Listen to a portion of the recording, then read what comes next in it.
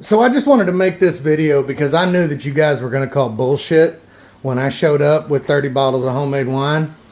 And I've been doing a little bit of research after your buddy with the muscadine wine at the wedding and the homemade moonshine at the wedding. And I thought, you know what? I can do that, man. I could be that guy. The guy that everybody calls when they want a good bottle of wine. So I wanted to show you this. Our first batch is going to be blueberries. It's going to be pure blueberry wine. I'm taking a purely scientific approach to this, although my redneck heritage does help. I've got a recipe that is sworn by, and I got all the tools to do the job. I'm shooting for an alcohol by volume of about 15%. This here is my bucket and all my tools. And we've even got, let's see if I can turn this thing around here. I guess not. We've even got all of the necessary chemicals and everything that we need to make sure this is safe and clean. And so right now it is November 17th, 18th, and I'm expecting that this is going to probably take about 90 days before I can bottle it and give it a taste. But I'll hit you guys up when it's done. All right, y'all. So I've been playing with the wine again today, and we are getting ready for step 2, which is going to be to do a hydrometer reading. As I mentioned in the previous video, we are shooting for about 15% alcohol by volume. So with that being said, I'm trying to multitask here. I'm going to get as much of this on camera as I can. I've got my flask here, and I'm going to, please know that everything has been disinfected.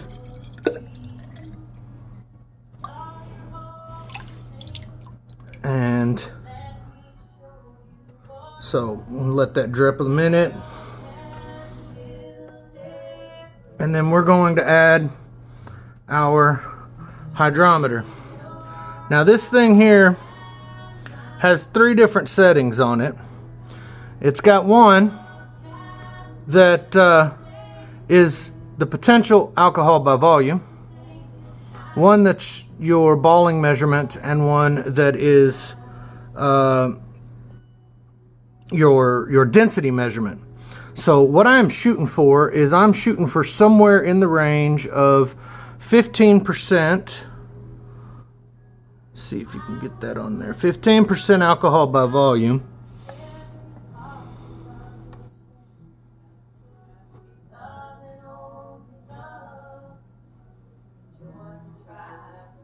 That's your balling measurement.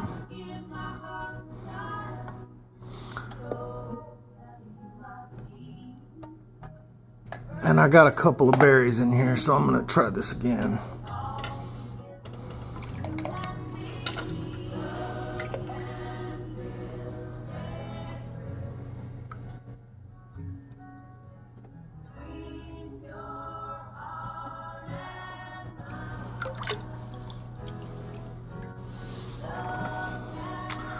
All right, one more again.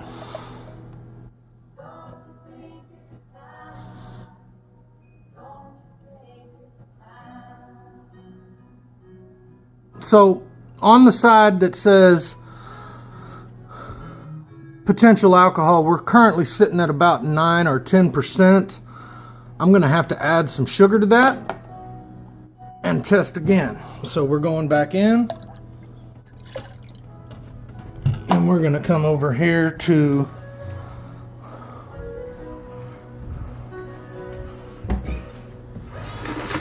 we're going to get some sugar.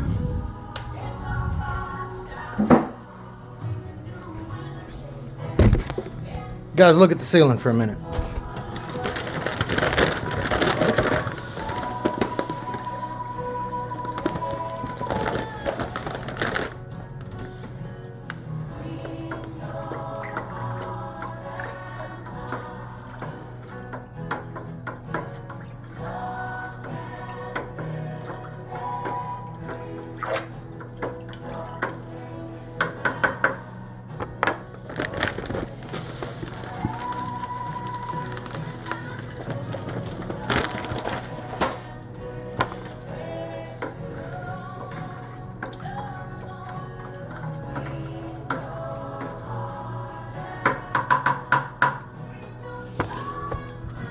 All right, so we just added about 2 cups of sugar.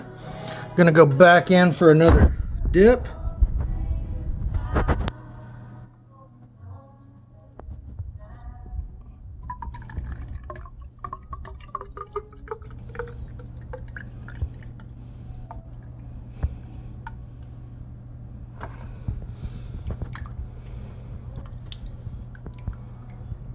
Let that drip dry just a little bit. And go back in with a hydrometer. You have a new email. Okay, now we are at about 11%. This is going to take a lot more sugar, it looks like.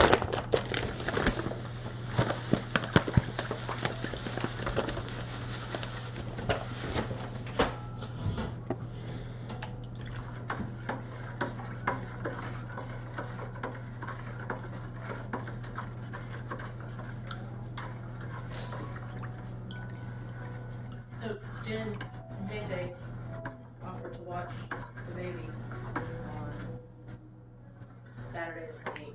I'm recording a video right now.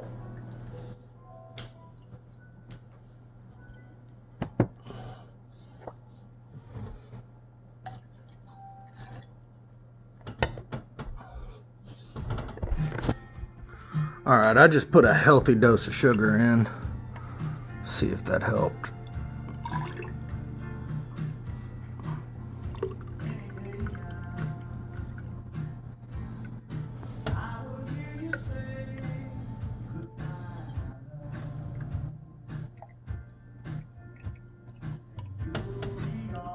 I can tell you the grapes are floating a lot more. That tells me that the liquid density is picking up a little bit.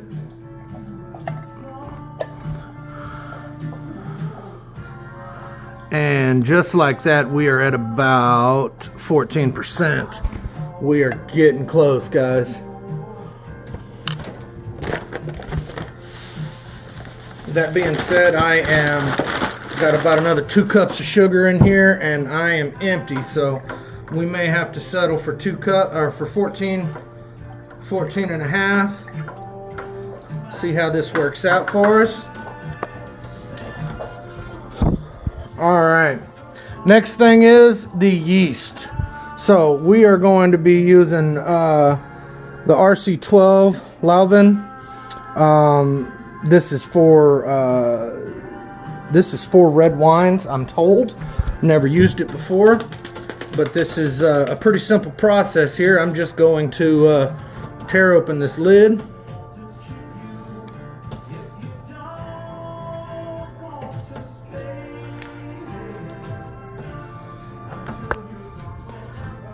And with that, we're going to sprinkle this on. This is now going to sit for about 8 days. I'm going to put the bubbler on it. I'm going to stir this daily, and we will go from there. Now, I am warned in advance that this is going to smell pretty terrible for the next few days, but not to give up unless it starts smelling like vinegar, because then you know you got a bacterial growth in there that's ruined your whole batch. As of right now, it smells like bread and blueberries, and it's looking good. I will take another snapshot here in a little while once we get the bubbler on here and the bubbler's going good. Thank you guys all for your time. All right, so this is day 2, and we've had the yeast in now for about 24 hours. As you can see here, we've got some pretty consistent activity. We are going to be taking the lid off here in just a minute to stir things up and kind of keep the fruit from settling at the top. I'm going to go ahead and do another hydrometer reading. So in the meantime, we will just hold on for a second and I'll get the lid off.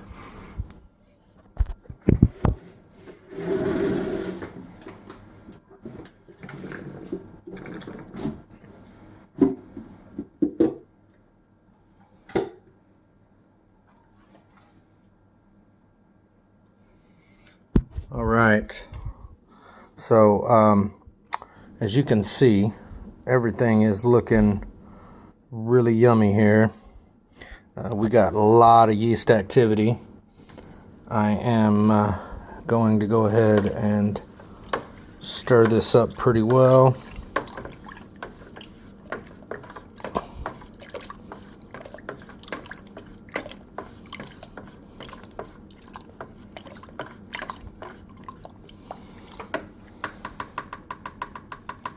Again, just stressing that everything here is completely disinfected.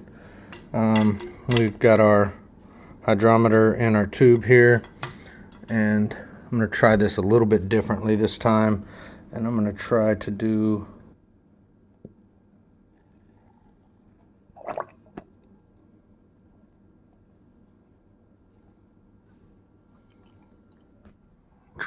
it this way. That's going to take forever.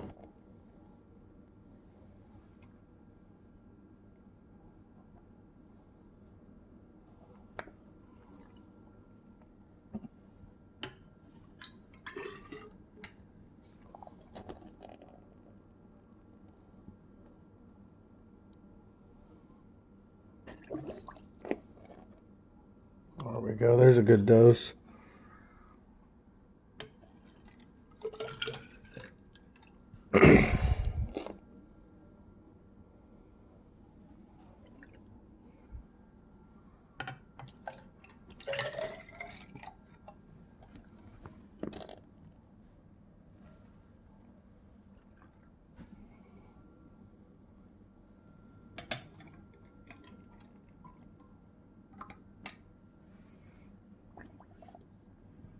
All right, so we are officially floating on the hydrometer now. Let's see. Let's see where we're at.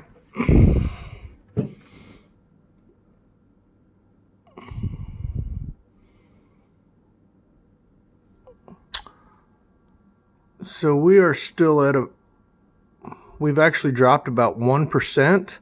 We were at 14.5% yesterday. We are now at about 13%. That tells me that the yeast is doing its job, which is a good thing. We have dropped about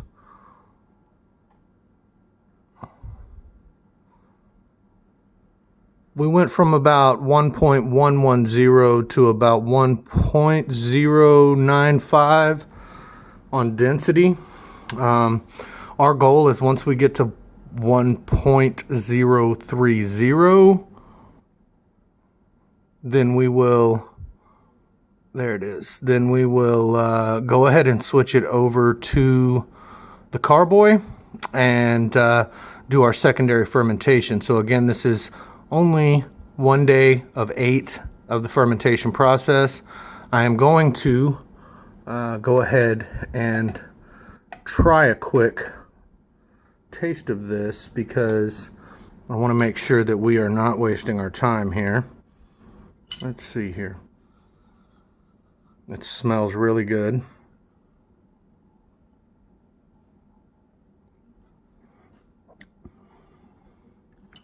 It is very, very sweet right now, but it does have a really amazing flavor to it. So I don't sense any bitterness or anything like that that would suggest we have a bacterial growth. So we're going to keep going. And I probably won't do this I won't videotape it every day, but just know that I'm going to be doing a hydrometer reading every single day for the next 8 days. And on day 8, I'll shoot another one showing the progress that we've made.